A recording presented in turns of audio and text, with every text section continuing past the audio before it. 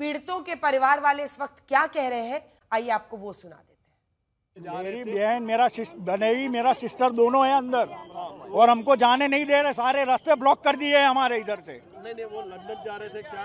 London जा रहे थे वो। 111 नंबर 110 नंबर की टिकट कंफर्म है उनकी।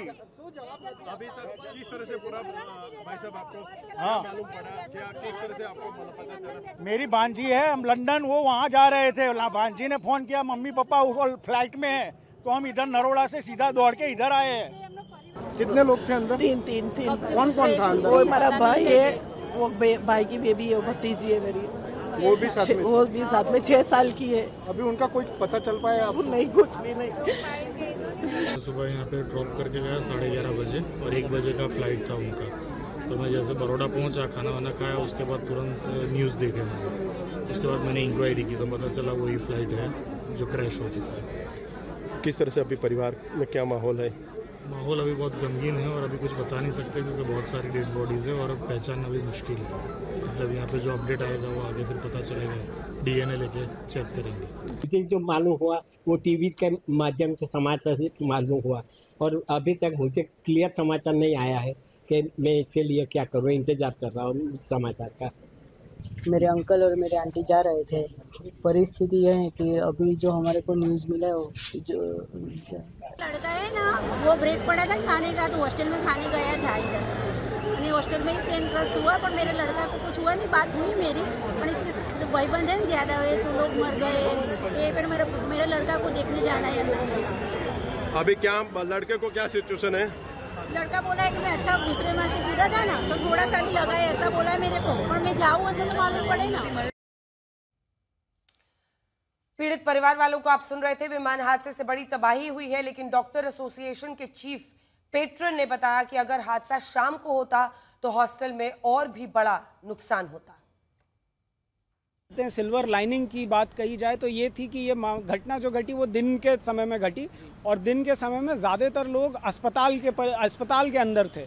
तो जो मेडिकल स्टूडेंट्स रहते हैं उनका लंच ब्रेक होता है, तो लंच ब्रेक वो यूजुअली हॉस्टल में जा कर के करते हैं और जो सुपर स्पेशलिटी ब्लॉक के डॉक्टर्स रहते हैं वो अपना लंच उधर अस्पताल परिसर में ही कर लेते हैं, वो यूजुअली नहीं आते हैं अपने घर। तो इस वजह से जो नुकसान हुआ है वो कम हुआ है। यदि यही घटना शाम में हुई होती या फिर अस्पताल के अंदर में ऐसा कुछ घटना घटा होता तो ये और भी भयानक हो सकता था और भी त्रासदिय था। और ऐसे में अभी आंकड़ों की संख्या में हम इतना ही बोल सकते हैं कि करीब 50 से अधिक MBBS स्टूडेंट्स भर्ती हैं, जिनमें से कुछ ICU में भी अभी भर्ती हैं। क्या जो विमान हादसे का शिकार हुए, क्या उसमें कोई दिक्कत थी? ये सवाल इस विमान में दिल्ली से अहमदाबाद में सफर करने वाले यात्री ने हादसे से पहले ही उठाया है। कई लोग अलग अलग तरह की बातें कर रहे हैं सोशल मीडिया पर, खास तौर में। वैसे ही एक यात्री ने जो पोस्ट किया है सोशल मीडिया पर, वीडियो डालकर उसमें शिकायत भी की है। ये इस यात्री ने पोस्ट करके ये जानकारी दी थी और जिसको सोशल मीडिया पर कई लोग वायरल भी कर रहे हैं, जिसमें वो आशंका जाहिर कर रहे हैं कि कुछ इस विमान में दिक्कत थी, परेशानी थी, इसकी वो चर्चा कर रहे हैं।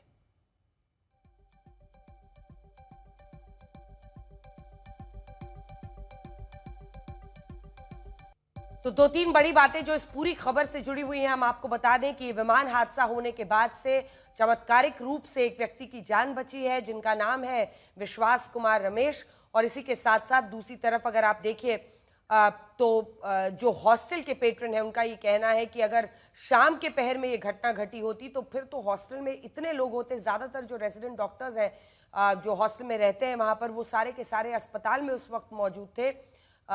वहीं तीसरी तरफ अगर आप देखिए तो कई लोग माना जा रहा है कि जो उस हॉस्टल में उस वक्त कैंटीन के उस फ्लोर पर मौजूद थे, खाना खाने हुए थे, उनके लिए मतलब ये ऐसी खबर है कि उनमें से भी कई लोग मरे हुए या घायल लोगों में शामिल हो सकते हैं। आइए आपको सीधे लिए चलते हैं। लवीना हमारी सहयोगी इस वक्त हमारे साथ सीधा गैटविक एयरपोर्ट से जुड़ रही हैं। लवीना, आप किस तरह की खबर है, वहां से कोई जानकारी दी गई?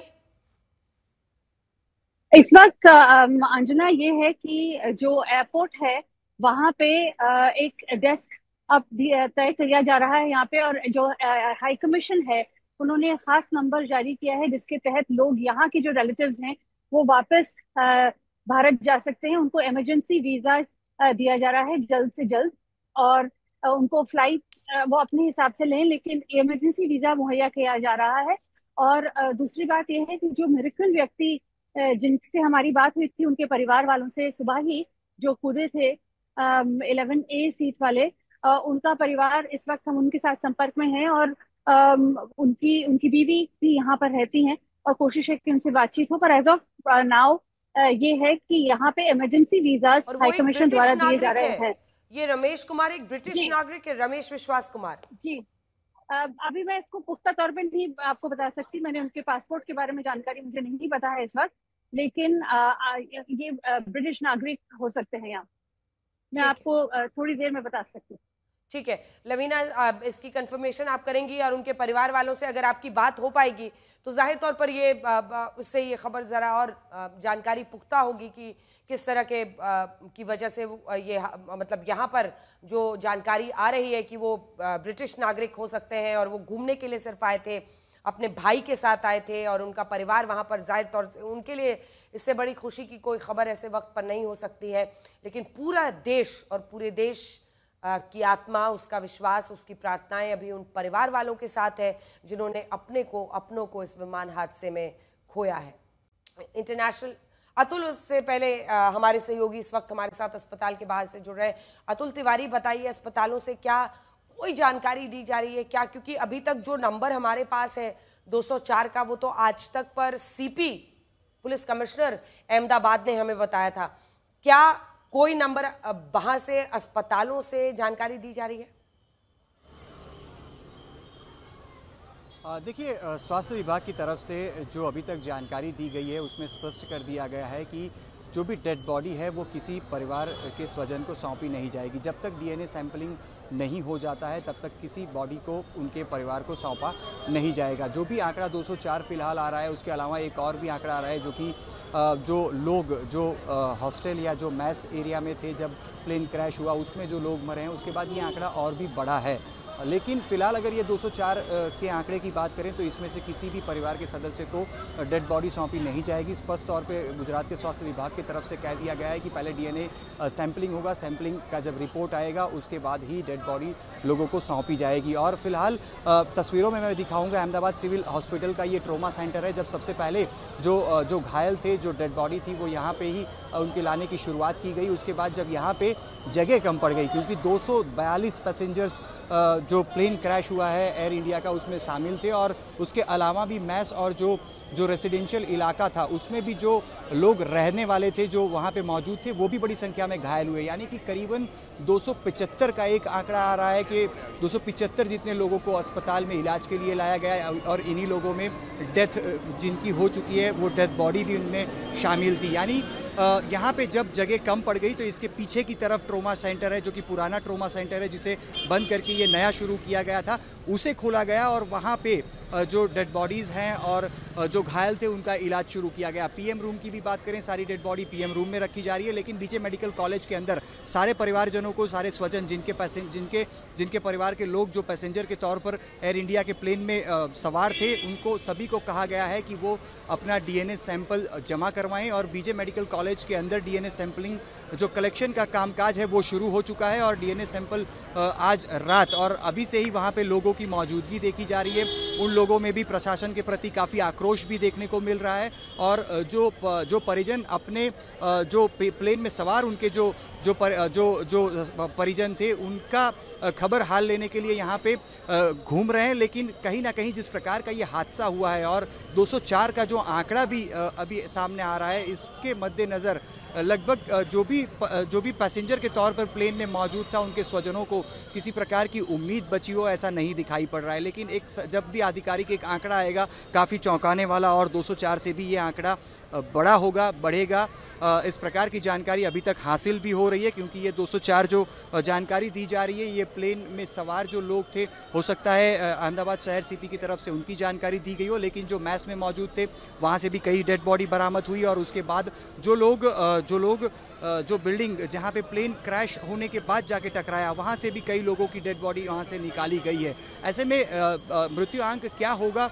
वो जब एक बार डीएनए सैंपलिंग हो जाएगा और उसको क्रॉस मैच किया जाएगा उसके बाद ज़्यादा स्पष्ट हो पाएगा। लेकिन फिलहाल सिविल अस्पताल की बात करें तो सबसे पहले गृह मंत्री अमित शाह जो कि जहां प्लेन क्रैश हुआ वहां पे पहुंचे थे, उनको प्लेन क्रैश होने के बारे में सारी जो जानकारी है वो दी गई। और उसके बाद अहमदाबाद के सिविल अस्पताल जहां पे फिलहाल ये तस्वीरें जो आप देख पा रहे थे, यहाँ गृह मंत्री अमित शाह यहाँ पे भी पहुंचे थे और यहीं पे 41 लोग जो घायल हैं उनका इलाज चल रहा है। और इन्हीं 41 लोगों में जो 16 लोगों की सूची दी गई थी उसी में से एक एक पैसेंजर है जो कि ये प्लेन क्रैश की घटना में खुदकिस्मत रहा कि एक चमत्कारिक तौर पे बच गया। और उसी शख्स का कहना है कि वो जब प्लेन क्रैश हुआ तो वो किसी तरह से प्लेन से बाहर आ गया और वो अपनी जान बचाने में कामयाब रहा। स्थानीय लोगों ने उसको अस्पताल में एडमिट करवाया है और इसी सिविल अस्पताल में, मैं विजय प्रितेश को भी कहूँगा, इसी सिविल अस्पताल के तीसरे मंजिल पर फिलहाल उसका इलाज भी चल रहा है। और इस बात की पुष्टि बोर्डिंग पैसेंजर्स का जो लिस्ट है उसमें तो हो ही रहा है, साथ ही में जो 16 लोगों की दूसरी सूची यानी कि जो कुल 41 लोग जो घायल हैं और जो 16 लोगों की दूसरी सूची दी गई है उसमें चौथा नाम उसी शख्स का है जिसकी उम्र 39 साल बताई जा रही है। और ये काफ़ी चौंकाने वाली भी घटना है क्योंकि 242 लोग जिस एयर इंडिया का प्लेन था उसमें सवार थे, उसमें से 241 लोगों की किसी भी प्रकार की जानकारी नहीं मिल पा रही है। लेकिन एक शख्स की जानकारी मिल रही है जिसका इलाज जारी है और वो स्वयं सुरक्षित प्लेन जब क्रैश हुआ उसके बाद प्लेन से बाहर आया था और उसे अस्पताल में पहुंचाया गया है। गृह मंत्री अमित शाह ने भी अस्पताल में जो घायल है उनसे मुलाकात भी की है और मुलाकात करने के बाद एक बैठक जो एनेक्सी है वहाँ पे भी हो रही है। ये भी कहा जा रहा है कि थोड़ी देर में हो सकता है गुजरात के स्वास्थ्य मंत्री का भी एक आधिकारिक इस पे बयान आए। लेकिन इस दर्दनाक जो ये हादसा है इसमें गुजरात ने अपने पूर्व मुख्यमंत्री विजय रूपानी को भी खोया है और इसकी पुष्टि खुद गुजरात के प्रदेश अध्यक्ष CR पाटिल की तरफ से कर दी गई है। वो भी अपने परिवार और अपने स्वजनों को मिलने के लिए विदेश जा रहे थे, लेकिन वो उनका प्लेन जिस तरह से जो भी जानकारियां मिली 1:38 को प्लेन यहाँ से टेक ऑफ तो हुआ, लेकिन 1:40 यानी कि सिर्फ 2 मिनट के भीतर ये प्लेन क्रैश हो गया जिसमें 242 पैसेंजर सवार थे। 241 की किसी प्रकार की जानकारी नाम के साथ या उनका इलाज जारी है ऐसी कोई भी जानकारी नहीं मिल पा रही है।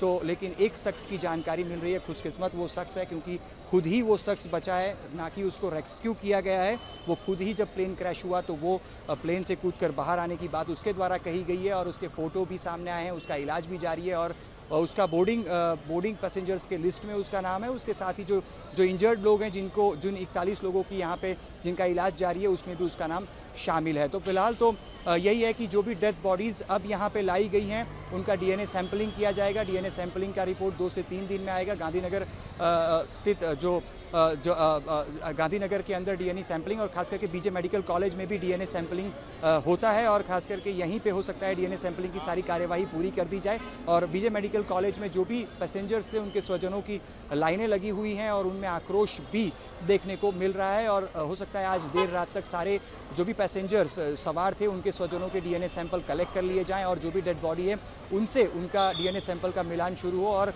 हो सकता है कल शाम से एक के बाद एक जो भी डीएनए सैंपल्स की रिपोर्ट हो वो आनी शुरू हो और एक बार डीएनए सैंपल की रिपोर्ट आ जाएगी तो जो भी डेड बॉडी है उनके परिवार को सौंपी जाएगी। फिलहाल 204 का आंकड़ा ज़रूर से एक सामने ज़रूर से आ रहा है, लेकिन ये आंकड़ा अभी बढ़े इस प्रकार इस बात को नकारा नहीं।